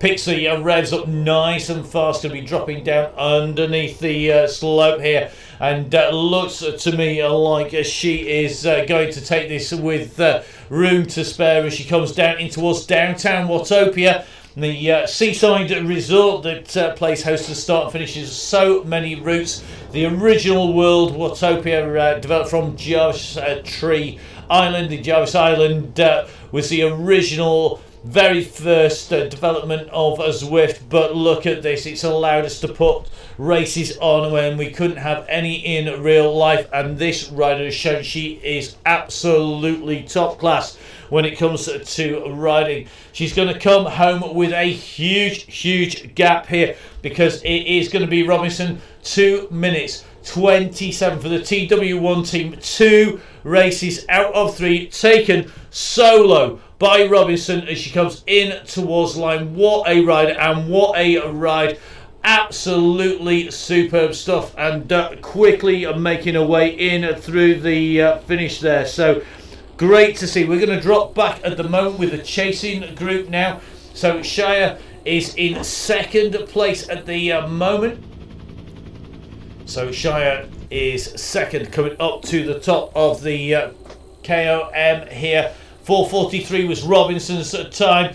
4:27 by Shire. So Shire having to work a little bit harder, keeping everybody off behind, but doing a great job on that slightly shorter climb. She's now going to be quickly into that descent here in Watopia. Now back to Briggs. Briggs on this same climb has given away a little bit of ground here. It's down to 46 seconds to some of our chasers, but it looks to me from our screens that the chasing group has started to break up here, with two riders starting to go clear. Bowler and Kearney have got a gap on the rest of the group. So Shire now kicking into that downhill, picking the pace up in 2.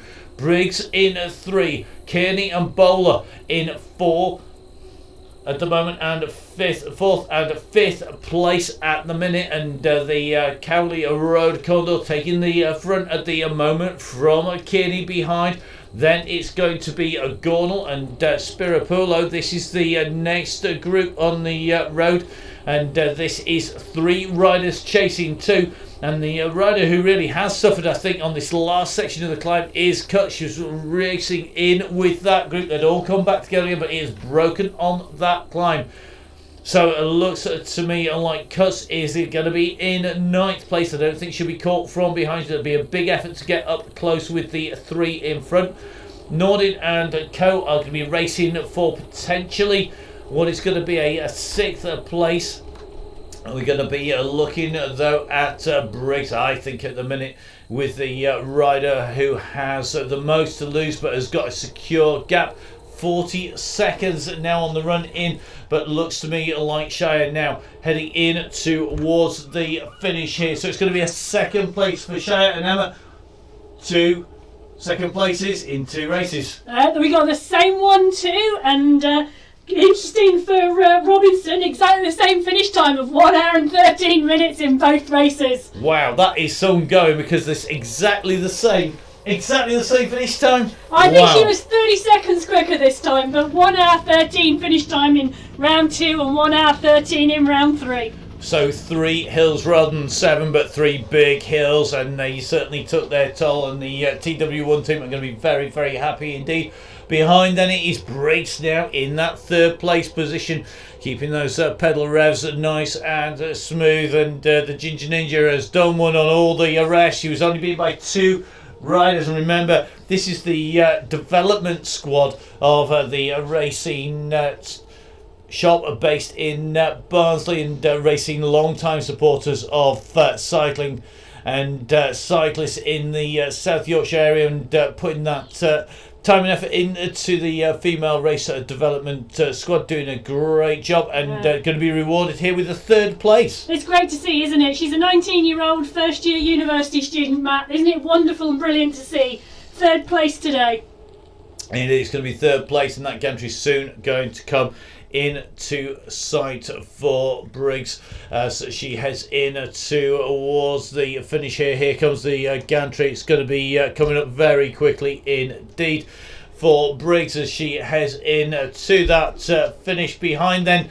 So 3rd place for Briggs. It's going to be a 4th place for one of these riders. Now the question is, have they got enough of a gap to hold everybody else off? They have. This is where the battle is going to be. Who's got the kick? Is it going to be Kearney? Is it going to be a Bowler there? Currently vying for position. It is Bowler currently in 4th place, Kearney in 5th, but they are yo-yoing the way round, and the gantry's coming very, very quickly. Bowler's gone hard here, and look at this, the gap has opened up. Bowler at 8.1 is likely to get this. It's going to be Bowler who's going to get it behind. Look at this, it's going to be Gornal who's gone hard. So Gornal going hard here, trying to get the kick, the sprint on the rest. So it's going to be Gornal going through. The chase then was being led by Nordin Just coming in and across the line. Cuts is just up the road, and I think Cuts is going to be our next rider into the finish in 9th place. We'll try and round up the top 10 coming out from Zwift Pad. Just take a little bit of a time to update now. Cuts is going to take 9th place. Nice 9 watt per kilo kick in through the finish. Apologies for not following our riders through the finish. If we do that, we get lost in the world of Zwift and we'll never find a way back out again, believe me. The number of riders racing on Zwift is absolutely huge, it has to be said. Now in with Rosie Wild putting in another great ride here. As she comes in, it's going to be a 10th place for Wild here today. Big point score here for the Army team, and they are going to have elevated themselves up in position, because the Army ladies race team were in 15th position, but with teams that are missing, that point score is really going to move up. Now we're going to jump in with Ruby Firth. Ruby, another of that RFDA team, a triathlete as well, and looking like Ruby certainly has this dialed. It's going to be in 11th place today, because behind I don't think we're going to see Skinner and Graves closing that gap down. It's going to be a battle between those two riders, with points being on offer. And remember, every single rider, every point score counts, whether that is for the team total or just taking the points away from everybody else. So Firth now in 11th place, and it looks to me behind there's going to be a real battle. So Firth sprints in towards the line. We're dropping back to Skinner and Graves. This is the battle for 12th and 13th position at the moment. Look at them, they're absolutely side by side. There is nothing to choose between these riders. Looks to me like Skinner has got the Melenstein lightweight wheels in there. Now those are the lightest climbing wheels, but with an aero frame, an interesting combination, one which can be used really effectively on short punchy hills. My favourite for things like downtown Dolphin crit races, because it gives you pack pace but nicely fast accelerating up wheel, which is still reasonably aero. Beside though, you can just see that aero frame there. It is Graves in front at the moment, and again going for an aero frame with lighter wheels again. So Graves in the red and black at the moment, leading Skinner. Then 30 seconds behind is Thompson, Hughes, Ward, Gibson, Coker, Striller. 3-4 riders together, not all that far behind, so still plenty of fights to be had, plenty of points up for stake, up for grabs between these riders. Now Graves quickly putting on early attack. That's a mean early kick there. Oh, you've got a bit of a gap. Look at that, the gap, but look at Skinner's kick there. Skinner has got 12 watts per kilo, has just come off Skinner. We've just seen that. Now Skinner currently with 12 watts per kilo, just dropping down. God, they're beating of Graves. Is that going to be it? Graves sits back down again. It's going to be Skinner who's going to take 12th. Graves in 13th. It's going to be 14th, I think, for Thompson, who is behind. Thompson and not closing the gap down completely. Riding an aero frame and aero wheels this time for Poppy Thompson. On her way down here, rolling in to the finish. She won't need to sprint for this. She's 2 minutes 59 clear of the nearest rider. Yeah, I'm laughing, Matt, because anyone who's ridden with Millie Skinner, and I have, knows that she's got a phenomenal kick on her when it comes to a sprint, so I'm not surprised they went early there.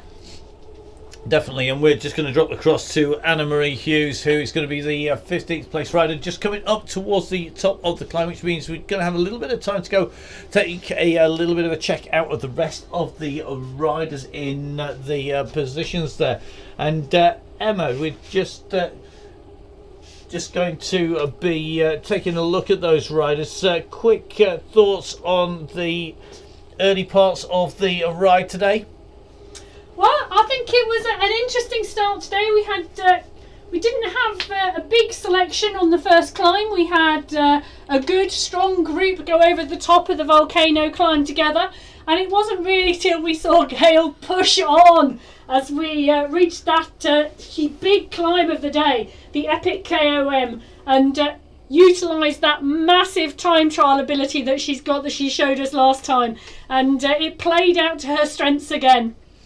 Definitely. Now we're seeing Hughes just come over that last KOM point, and it is pretty much all downhill to the finish here for Hughes, which I'm sure she's going to be glad of. 15th place is nothing to be sneezed at in this kind of company. No, not till today. And again, whilst the field was a little lighter today than it was last time, because we're starting to see the introduction of events in real life and teams getting split across multiple events on the same day, actually the quality of the racing hasn't been let down, and we've had a great day again with some fantastic riding and some great tactics where we've seen individual riders and groups come together, catches be made, and people really having to be mindful about what's going on behind them as well as what's going on in front of them.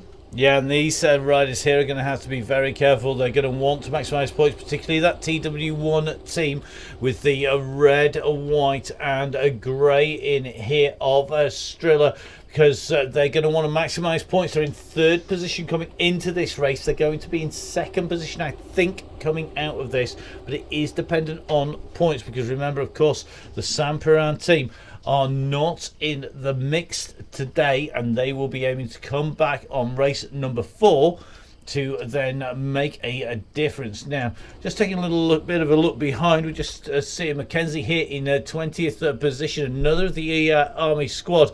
The Army race teams really are packing out the fields here. They're putting a lot of riders into the races with Mackenzie, then Nottage. It looks like Chittock as well, but Chittock has got company, and looks to me like there was no messing about coming past there by Brooks on the way through. It is certainly looking like there's plenty of riders out there, but Anna Marie Hughes now on a run in towards the finish. So watch Hughes come in and across the line. That's it, and we can see the riders behind her are on the descent at the moment from what their watts per kilo are telling us, so she's well clear of the riders behind, and she's just coming through to that finish.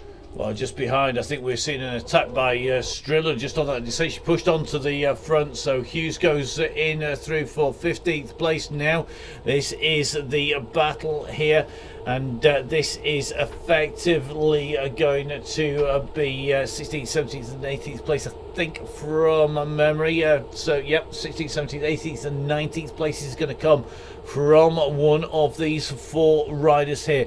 Remember, the TW1 riders, Striller in the white, red and grey, is the one with the most points on offer. The sole representative of the AWOL team is in here as well, but it looks like Coca quickly in here. Ward putting up some big numbers.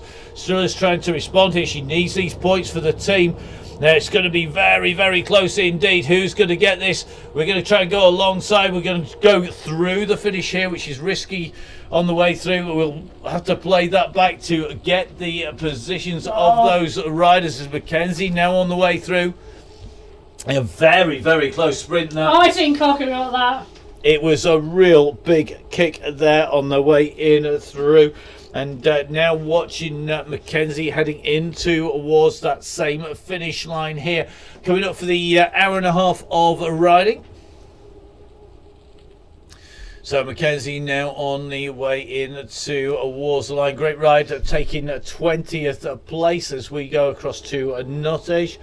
And Nottage now got a little bit of distance between herself and the riders behind. I think 1 minute 35 to 2 riders. That's Brooks and Chittuck. 2:13 to Gunning, 2:27 to Hamilton, 3:11 to Pukta. Then it's going to be 3:35 to Smith, 5:46 to Swan, and Hayes 12:32 behind. So it looks like the next Army rider into the finish will be Nottage heading in to the finish here on Zwift. All part of the British Women's Team Cup, the Zwift Race Series, race number 3. Remember, we will be moving on to a race number 4, the final one of the 4 race series. And that is going to be coming up very shortly, in a couple of weeks' time. Looking forward to seeing the return of the Sampiran team and the deciding races between these riders. Now, just taking a little bit of a look, looks like Chittuck's got a slight gap advantage here as they come down into the slopes, and quickly into the Super Tuck. Brooks pedalling to try and close that gap down at the moment. Yep, and it's going to be really interesting to see whether she makes that catch and they make it up into a sprint into the finish.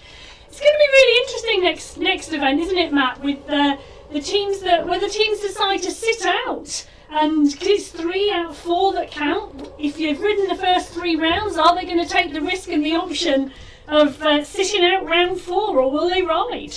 It's going to have to be something big to sit out from, because I having worked in a race in a race series, I've been in the position in things like time trial series where I've been in a good position, but it has been a number of races to count, and I always want to be in there, because remember, even if you don't improve necessarily in your performance, you may be taking points away from somebody who is with you who could score some good points on the way through, and that spoiling almost is worth it, because after having worked so hard to get the points and get your position, the last thing you want to do is give it up for not being there. And I think that will play to the numbers. It will give us more riders in here, and looking forward to more finishes. But of course, who's going to take this one? It's going to be interesting to watch this as they come into the finish. We're just riding in with Chittock at the moment, and Chittock has the front from Brooks.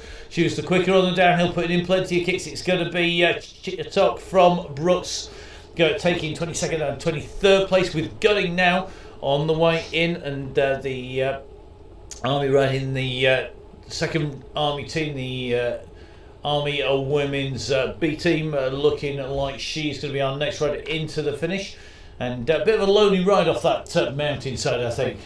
Yeah, I think so. We saw some of those riders going up that climb in 1s and 2s, and while some of those groups reformed into larger groups on the descent and then have stayed together across the transition between the descent and the climb of the Zwift KOM, actually some of those riders who had an individual ride up the epic KOM have had an individual ride all the way to the finish.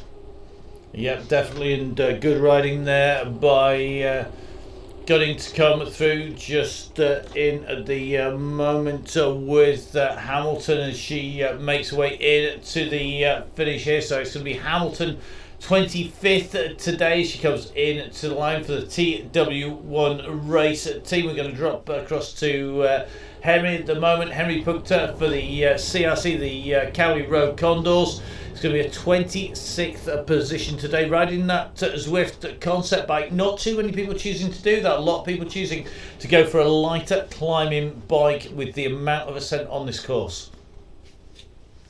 So it's going to be Henry coming across for 26th, which means that it's going to be TW1 rider Smith coming in for 27th. Plenty of time between her and the riders behind as they come in to the final run in to the finish here. Yep, and the top 10 results are now up and out on Zwift Power, so should we have a bit of a run through? Well, hold that thought, because we'll just watch Smith come through the line. I can see the time gaps, which means we're going to pick a gap so that we've got enough time to get through them all in a true top of the pop styly countdown. I haven't got the music teed up, but we might have to do that for the next show here on the Full Speed Events YouTube channel with me, Matt Payne. Emma joining me here and bringing you all of the action. So Smith about to hit the line. She's going to take that 27th place. The TW1 team were in with Swan coming up to the top. So here we go. Emma, hit it from the top. Your confirmed top 10 is... Okay, so Robinson took the number 1 spot today in 1 hour and 13 of racing. Shear followed up in second, so the same 1-2 as last time, but 1 hour 16.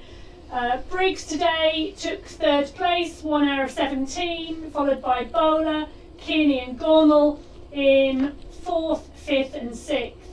Spirapulu came in 7th, Nordin in 8th, Cuts in 9th, and the top 10 was rounded out by Rosie Wild in 1 hour and 19 minutes of racing. So really good results there for lots of the teams, and maybe the big losers other than the Samparan team may well be the Pro Noctis Red Chili Bikes Heidi Artson team, because we were expecting them to really be on the offensive and put a lot of riders up at the front, but with Gail Robinson's ride, with Shire's ride, that took a lot of the big points at the front away from that team. It's going to be really interesting when those results come out. Don't forget to go onto the British Women's Team Cup website to collect all of the updated results and the standings. The race report by John Masterman, who instigated the British Team Cup. And don't forget, you can see that at www.britishteamcup.co.uk. This race, of course, replacing the Colville Wheelers race, and hopefully brought you as much action, as much interest as you would have seen, and at least able to watch all the racing all the way around, which is one of the big advantages of Zwift, isn't it, Emma? It is indeed, and like you say, Matt, that team event's going to be really interesting today. That Pro Noctis Red Chili Bikes team, Millie Skinner finished in 12th place, Poppy Thompson in 14th. And this team event is so interesting because it's not where your first two riders are necessarily. It's where your other counters are that are really important for those team points. Yeah, every rider counting, whether it's scoring for the team or taking points away from the other teams. And it's going to set us up for a great finale. Next race, going to be coming out to you live on the Full Speed Events YouTube channel, as we see Swan here from the T19 race team. Carolyn heading in to the finish here. It's going to be a 28th place for Carolyn as she makes her way in. Just starting to rain here, so it's a bit mean when you're coming into the finish after 1 hour of 35 of riding. Hopefully she's got some sunshine where she is riding today. Yeah, though let's be realistic, if you've been racing for 1 hour and 35, a bit of a light shower after those climbs wouldn't go amiss. Well, I'm not so sure. I'm not so sure. I'm not a fan of riding in the rain these days. Did enough of that whilst I was racing. So whilst we keep our eye on Gemma Hayes, who is now heading into that final climb here on Zwift, let's jump back in with Emma. So Emma, we were talking about the team on the team competition. That team competition, really interesting, isn't it? I'm really looking forward to seeing what happens and who these teams play and how they balance online racing with in real life racing. Now we all get the appeal of racing in real life. We've all been missing it, me, you, everyone, whether you're a spectator, a commentator, a rider, a racer, a team manager, a parent, a supporter. We love being at races in real life, but of course there's an increased emphasis, and esports are here to stay, and we're seeing your race team, the Aeonian race team, really have set up as a esports team. How does that work? Do you know anyone? Do you see anybody? We have a great deal of banter and a great deal of camaraderie, though I've not met anybody in real life, but on a team time trial I might well ride with two racing colleagues who are based in the States, someone in Austria, someone in Norway, and then a couple of riders in the UK. And actually it's a really interesting international community that you really wouldn't get doing local races in real life. So it is very much social media led, and the Discord channels where you can actually talk and watch each other and have that sort of community, but it's not in real life. But it's amazing how there definitely fills a gap, and it's definitely a different type of racing, but one that I think is definitely growing. And we've seen the International Olympic Committee talk about esports and a variety of esports, with the possibility of moving towards, partnerships were announced, weren't they, this week with Zwift around cycling. But it's going to be really interesting, I think, over the next 4 or 5 years to see how esports develops as a competitive entity. And what many people won't know, in your professional life rather than your sporting racing life, you're involved with higher education and have had a number of people working on what is becoming that emerging field of esports, and it's now becoming something that people can actually move into as a field in its own right. Oh, esports is a massive growth business, and it has been, starting out from esports competitions, not necessarily aligned to what we would consider real sports in real life, but alongside gaming and the development of gaming and esports in the gaming world, where we've seen esports competitions around gamers winning multi-million pound prizes in these massive stadiums, and actually not just stadium views in terms of huge in real life events, but the online event around gaming is absolutely massive. And we're seeing that transition now to actually the type of sports that we would allude to, so rowing, cycling, running, car racing, car driving. We had a student engineering group the other weekend take part in an e-racing competition with a draft prototype that they were actually building in real life in the engineering labs. So you can see all sorts of different things and different possibilities for the future in this online community. And it is a growing, it's here to stay. We think it's a permanent thing, but in real life racing, up close and personal, elbows out, it's still a key part of it, and there are different skills in each discipline, but this is an additional discipline that's come out of the growth of things like Zwift. And we've got to say a massive thank you to Zwift. They support us and support the whole of the cycling community with this, and has helped a lot of people keep race fit, and we'll soon see that in real life. There's lots of in real life racing. We'll be bringing you all of the coverage from the Zwift Racing Series here, and just keeping an eye on Gemma Hayes, who's just coming up towards the turn, which will take it to the top of the climb here in Zwift on the mountain here, and you can see Hayes going to be scoring maximum points so that she can. She's going to finish this race here for the 1904 race team, and always hard when you're the last rider, because I've definitely been that more times than I can probably care to remember. Have you been in this position, Emma? Well, being the last rider on Yeah. when I started mountain bike racing, and my very first year racing the National Mountain Bike Series, I was indeed a Vet 40 that year. And to be honest, Matt, in my first National Mountain Bike Series race, not only was I the last rider on the field, I was lapped. So I didn't even manage to complete the full race distance. Now, yeah, so I completely understand where they are. But it's about scoring points, isn't it? And wherever you are, as long as you finish that race, you're going to score points. And whether that's the National Mountain Bike Series, whether it is a Zwift Race Series, a team race series, that counts. And we see more team spirit, I think, on a team series where every rider's there to score points. And I can think back to things like the interregional cyclocross. Really cold, wet, snowing day in Milton Keynes, absolutely Baltic conditions, officials going down with hypothermia, riders of all ages, and it was something that actually you had to have an under 14, under 16, a vet, a senior, male, female, the whole spectrum of riders.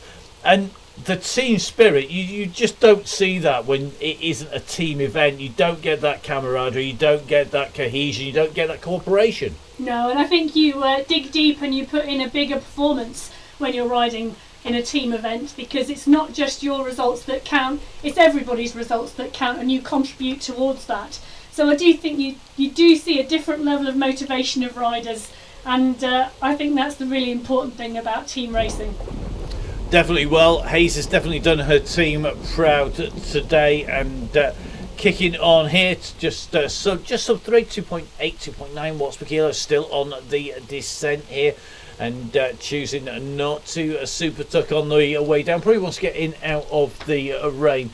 So as we watch Gemma Hayes head in to the finish, I want to say a massive thank you to Emma for joining me here on the mic down in the studio at Full Speed Events. Emma, you enjoyed the racing? Looking forward to the next one? Oh, definitely. And it's been really interesting to see Gail's tactics play out again. And Ruth tried to go with her, but it wasn't to be. And Gail just put in a phenomenal performance again. It's amazing to see such strong riding. It is indeed. So we're going to jump in with our rider coming into the finish. This is Gemma Hayes. Hayes now making her way in to the finish here on Zwift, putting in a great performance. Going to say a massive thank you to all of our riders, of course to Lisa West, the organiser of the Zwift Race Series, and of course to John Miles. Don't forget, John's report will be up on the British Team Cup website. That is britishteamcup.co.uk. So Hayes goes in and through the gantry. And I'm going to say a massive thank you to all of our riders as they come through. So from Emma and myself, thank you very much, Emma. We'll catch you again next time. Thanks, Matt. It's been a great morning. So thank you very much to Emma. Don't forget, our next race will be on the 9th of May. We will be heading out onto our next race series. And I'm really looking forward to the last race of the Team Cup. Remember, all those points are going to be to play for. And we're going to be on the London Pexel. The London Pexel is a tough climb route, as well as having lots of chances for our groups to work together. Don't forget to make sure you catch up with all of the results on Zwift Power, as well as on the British Team Cup website. And don't forget, of course, if you want to see more action from Zwift every Tuesday and Thursday on the Downhill Cycling YouTube channel, you can catch it up with myself, Matt Payne, and all of the action from the Donny Chain Gang as well. If you want to get your event covered, don't forget we can cover your Zwift event for you as part of Full Speed Events. Just get in touch with us. That's Matt at Full Speed Events, or you can follow me on Instagram, Twitter, Facebook, Strava, Zwift, you name it. Matt Fixer Payne as well on all of those. So from me, Matt Payne, from Emma, and from everybody at the Women's Team Cup, thank you for watching. We'll catch up with you again at the finale on the 9th of May.